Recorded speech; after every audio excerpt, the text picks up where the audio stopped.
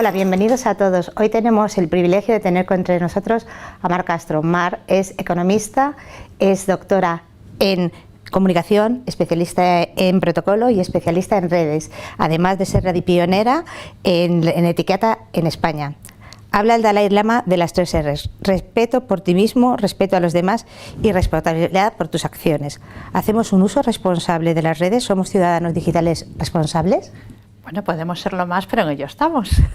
Hay que darle un toque positivo. Podríamos ser más responsables aún de lo que somos. Pero yo creo que la falta de responsabilidad que muchas veces mostramos es por falta de conocimiento, no porque queremos ser irresponsables.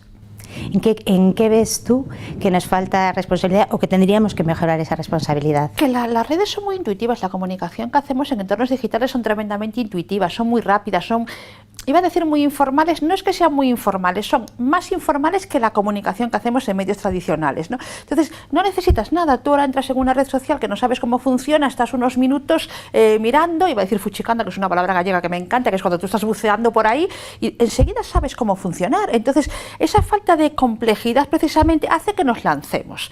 Y antes de lanzarse a la piscina hay que mirar la profundidad del agua, hasta donde tenemos agua, a ver si nos tiramos de cabeza, bajamos por las escaleras. Aquí de repente nos tiramos de cabeza y realmente deberíamos un poco ver las condiciones de uso de cada red social, lo que deberíamos utilizar, lo que deberíamos, qué contenidos aportar en una y otra. Bueno, yo creo que el primer paso es: ¿tienes que estar en esa red social? Es la primera pregunta que muchas veces no nos hacemos, ¿no?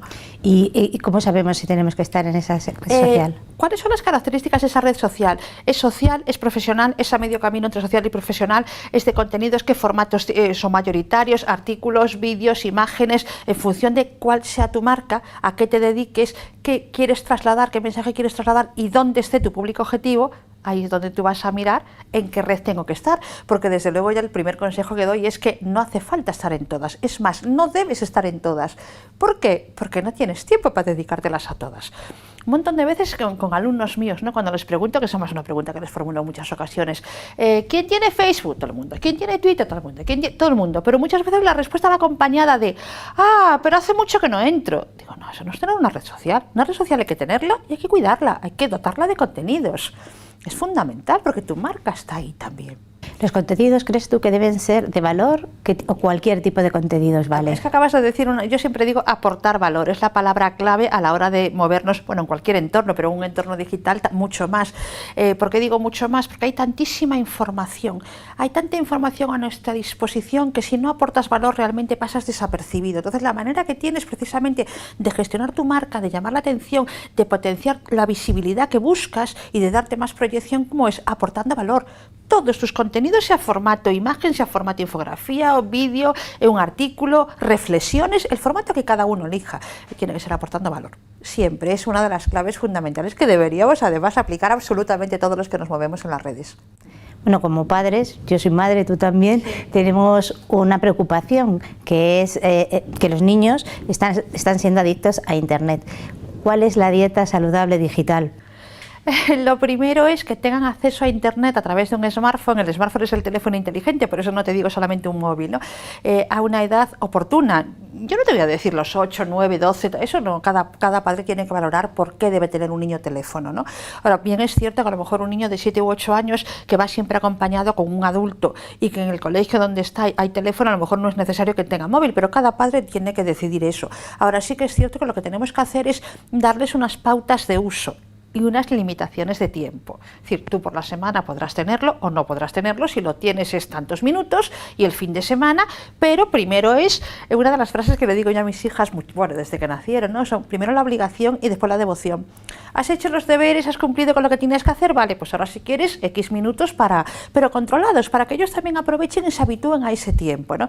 Y desde luego enseñarles dónde deben estar, guiarles en sus primeros, iba a decir meses, sobre todo porque me acabas de preguntar niños, ¿no? Guíales qué contenidos, cómo se expresan, si tienen que utilizar hashtags, porque en Instagram, claro, yo cuando le digo a los chicos jóvenes en Instagram que hay que poner etiquetas, dices, estás de broma, ¿no? O hay que poner un texto, es que como diciendo, ¿y esta mayor que nos está diciendo? Entonces, porque nadie se lo ha contado, entonces hay que guiarles, hay que hacer una libertad responsable pero guiada. O sea, que nativos digitales, no, huérfanos digitales, sí, ¿no? Siempre, los padres tenemos que estar guiando y luego también sabiendo qué hay en las redes, qué posibles peligros y estar lo suficientemente informados para poder ayudarles a protegerse. Además, hablo de cosas básicas. No hace falta que tú domines, me dicen muchos padres, ay, Mar, es que yo no controlo nada de este mundo.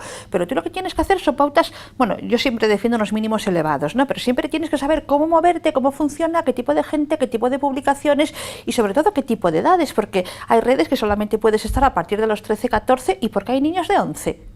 O en redes de mayores de edad porque hay niños de 14 o de 15, me refiero. Eso ya es responsabilidad de los padres, ver qué contenido suben tus hijos, cómo se expresan, qué tipo de imágenes. Yo hablando de niños, y esto lo comento muchísimo con mis hijas, yo realmente me escandalizo, pero me escandalizo en el sentido de que me preocupa profundamente ver imágenes de adolescentes en posturas por ser discreta, muy provocativas, por intentar no ir más allá, porque podría ir mucho más allí, en escenarios tremendamente provocativos. Me refiero a que hace un niño, una niña, medio desnuda, encima de la cama deshecha. Es decir, ¿qué foto es esa para las redes sociales? Lo que no se dan cuenta, es que estoy muy guapa cuando me levanto, o muy guapo cuando me levanto, fantástico.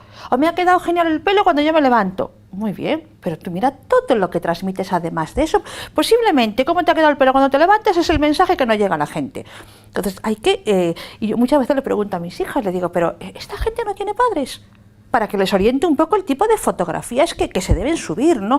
Primero, ¿por qué estás ahí? O un principio, por ejemplo, los jóvenes que están en Instagram, ¿no? Un Instagram privado, que solamente puedan acceder tu entorno. Pero ojo, y todos los desconocidos que te pidan contacto, no los aceptes. Porque mucha gente, yo a veces digo, pero ¿cómo puede tener 7.000, 2.000? No, mamá, es que aceptan a todo el mundo. Digo, es que eso no puede ser, porque no están aceptando a jóvenes, están aceptando a personas que no sabes si son adultos o son jóvenes. No tienes ni idea. Entonces, tú decías nativos digitales, en absoluto, son huérfanos digitales. ¿En qué son nativos digitales? En que tú les das un aparato, el que sea una tablet, un smartphone, me da exactamente igual, inclusive la televisión, porque pueden acceder a internet por la televisión.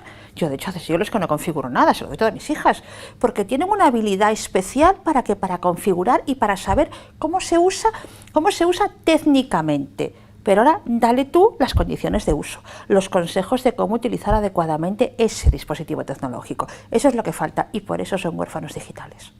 O sea que responsabilidad en las redes, porque navegamos tranquilos, pero navegamos seguros. No, deberíamos navegar bastante intranquilos, sobre todo cuando tenemos desconocimientos. Si tú sabes lo que haces, piensas mucho antes de escribir, crees que esta información se puede compartir, la compartes en el foro adecuado y en la forma precisa en la que debes hacerlo, entonces puedes estar bastante tranquilo. Fíjate, nunca te voy a decir tranquilo total. ¿Por qué? Porque en la red estamos expuestos a muchísimos peligros. De hecho, se habla de la Internet profunda, que de eso no te voy a hablar, claro que tampoco es mi especialidad, ¿no? Pero hay mucha gente ahí detrás, entonces lo que tienes que hacer es controlar muchísimo qué información aportas tú. Tú estar convencido de que tu parte, la información, tus comentarios, tus publicaciones están bien. Has contemplado absolutamente todo. El marco, el tono, el tema, el público destinatario, el mensaje. Y eso es lo que está en tu mano, lo que debemos hacer todos. Y además eso, podemos hacerlo todo sin problema ninguno, ¿eh? ¿Cuáles son los riesgos a los que se enfrentan los niños en Internet y los adultos? Porque también nosotros... Pues mira, los niños, uno de los riesgos principales es el grooming, que de hecho ha habido una campaña ahora muy importante con el grooming a raíz del Día de los Enamorados, ¿no? Con el hashtag Love Story. ¿Por qué el grooming? Porque son adultos que se hacen pasar por jóvenes para ganarse la confianza. Por jóvenes pueden ser niños o adolescentes, para ganarse la confianza. Entonces te va pidiendo fotos, ay, me acabo de desperezar, ay, qué maravilla, pues seguro que estás de maravilla, pues mándame una foto. Y de ahí vamos a más, además hay muchos vídeos de este tema, va ganándose esa confianza hasta que le manda fotos un poco subidas de tono. Y el niño o la niña, por vergüenza, no lo dice a sus personas de confianza, ¿no? Y eso es uno de los grandísimos problemas. Otro que pasa entre gente joven es el sexting. ¿Qué es el sexting? Las parejas se mandan fotos. Yo digo siempre, solo para tus ojos, pero en un entorno físico, en un medio físico. Tú, a ti, desde luego yo no te voy a decir lo que debes hacer o lo que no debes hacer, pero solo para los ojos de la persona que quieres que lo vea. No le estés mandando vídeos provocativos porque a la vista está la cantidad de casos que ha habido por ahí que salta. Muchas parejas cuando rompen, pues inexplicablemente la forma que tienen de hacer daño, que es haciendo rodar esas fotografías o esos vídeos, y en jóvenes es tremendamente peligroso, mayores también, ojo, pero los chicos... Yo me acuerdo hace un año de una charla y estaban 100 y pico jóvenes y les pregunté estas terminologías, grooming, sexting, les preguntaba, ¿sabéis lo que significa? 3, 4, creo recordar que me levantaron la mano diciendo, pero qué palabras, sí, son palabras inglesas, qué raras, pero no saben lo que significa. Y decían, pues yo mando fotos. Digo, bueno, Por lo menos yo creo que lo que debemos hacer, lo que está en nuestra mano, es que lo sepa, que tengan conocimiento. Una de las frases que me habrás oído decir muchas veces es: el conocimiento es poder. Por lo menos ten el conocimiento, después haz lo que quieras, pero que sepas que puede pasar esto, estas situaciones, porque muchas veces hasta que no se lo cuentas no lo saben. Ah, no lo había pensado. Digo, ya, claro, pero está ahí. Entonces lo bueno es que te informas, después decide. Además, lo importante a la hora de tomar decisiones es tener el conocimiento para acertar en la decisión que has elegido, ¿no? Entonces, ahí estamos. ¿Crees que la aplicación de la inteligencia emocional en las redes nos puede salvaguardar de este tipo de circunstancias, de este tipo de peligros? Fundamental, fundamental. El otro día leía un libro muy interesante que decía que los humanos tenemos una capacidad innata para sentir y que eso favorece la gestión de la empatía. Pero también tenemos la habilidad innata para juzgar, y eso disminuye la generación de empatía, ¿no?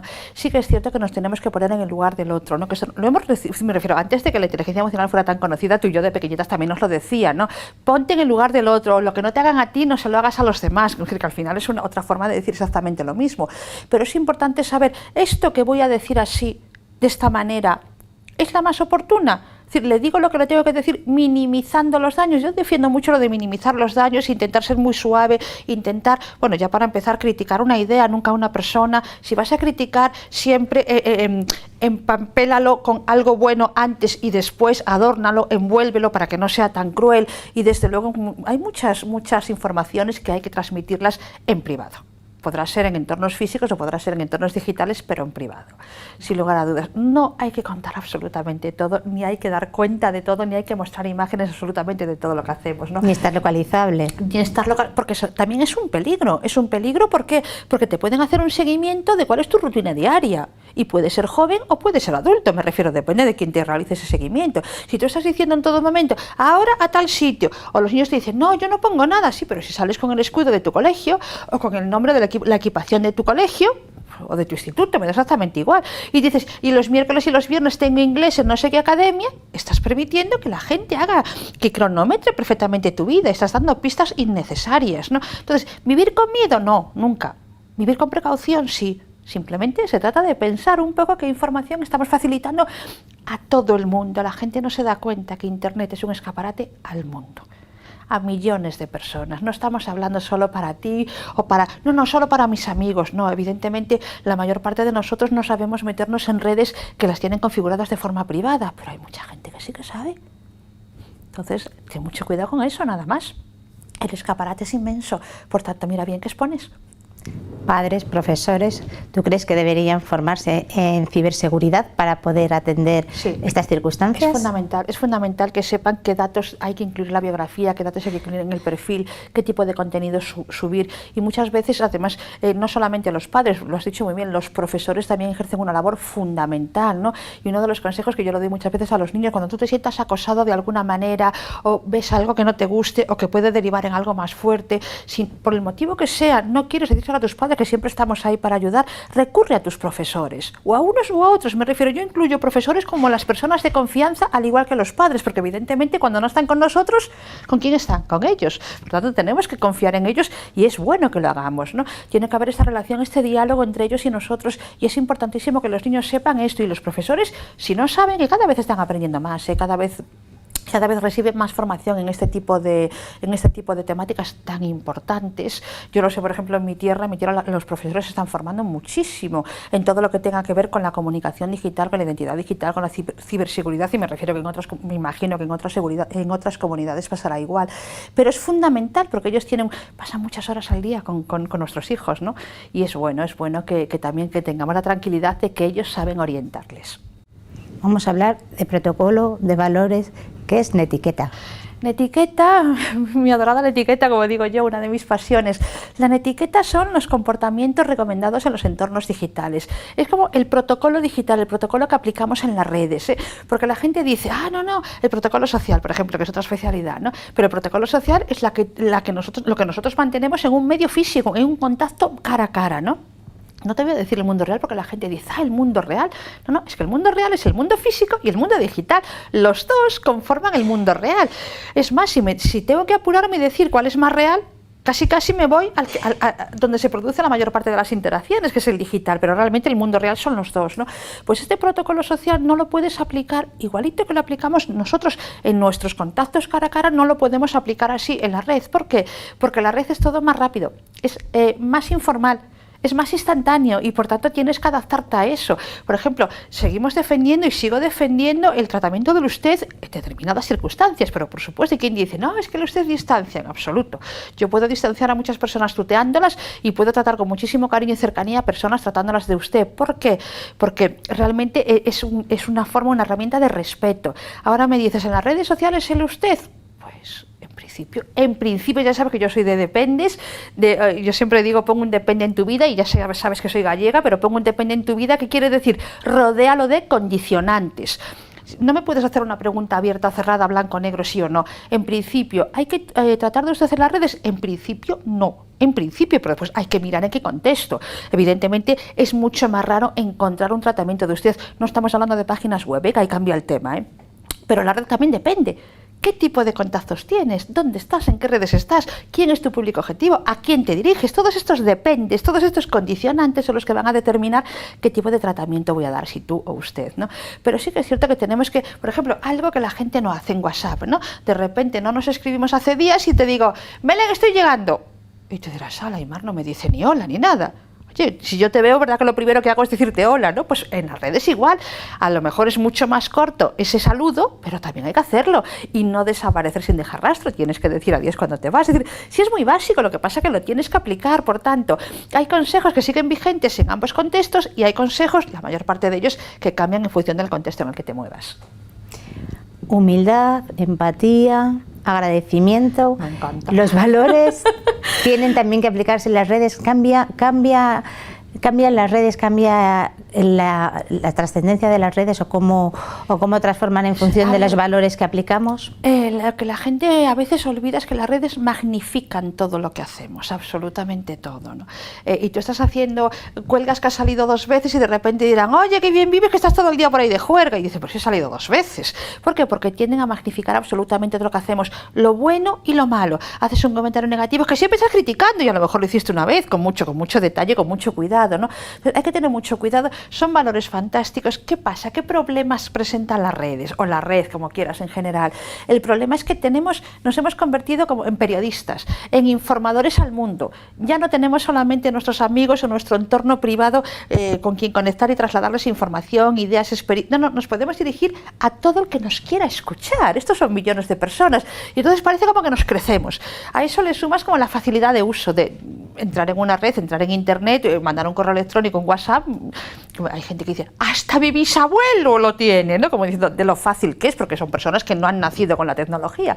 Entonces, la gente, nos crecemos, cuando algo es fácil, cuando no exige esfuerzo, pues a lo mejor nos implicamos menos y no nos damos cuenta que las responsabilidades posiblemente son mucho mayores. ¿Por qué? Por el tremendo alcance que tienen. Entonces, habría que cuidarlo, sí. Pero son valores fantásticos a fomentar, sin lugar a dudas. Sí. ¿Crees que eres lo que compartes? Somos lo que compartimos, nosotros somos el mensaje, sin lugar a dudas. Fíjate, la identidad digital de cada uno es un mapa dinámico que se compone de la huella digital y la reputación digital. La huella digital es todo lo que tú haces en la red. No solamente las publicaciones que haces, sino los likes, los comentarios que realizas. Si los haces como si no los haces, ¿no? Y la reputación es la percepción que terceras personas tienen sobre la información que tú manejas. Entonces todo eso, la mayor parte depende de ti. Lo que tú publicas, desde luego, depende de ti. Cómo lo publicas depende de ti. En qué medio lo publicas depende de ti. Qué tono, qué lenguaje depende de ti. Entonces tú controlas todo eso precisamente porque tú sabes que tú eres el mensaje. Entonces cuida mucho el mensaje que muestras porque el mensaje somos cada uno de nosotros. Madre mía, es fundamental, importantísimo. No es la tecla, es la persona. Sabemos el poder de Internet, tanto para informar como para desinformar, para generar opinión, para generar liderazgo, incluso para movilizar gente. ¿Crees que contribuyendo a crear un mundo mejor a través del poder que tiene Internet? A ver, el poder que tiene Internet ha traído muchas acciones positivas, muchas movilizaciones, y tú puedes ver muchos casos tremendos que salen por la televisión, que la movilización ciudadana, merced a las redes sociales, es fantástico. Cuando hay desastres en otros sitios, ¿cómo conectas con tu gente querida? Gracias a las redes. Aparte, soy pro defensora de las redes, y lo único que digo es que hay que tener precaución en su uso, en cómo lo utilizamos, nada más. Pero las redes sociales tienen muchísimas bondades, pero conociendo cómo utilizarlas adecuadamente, ¿no?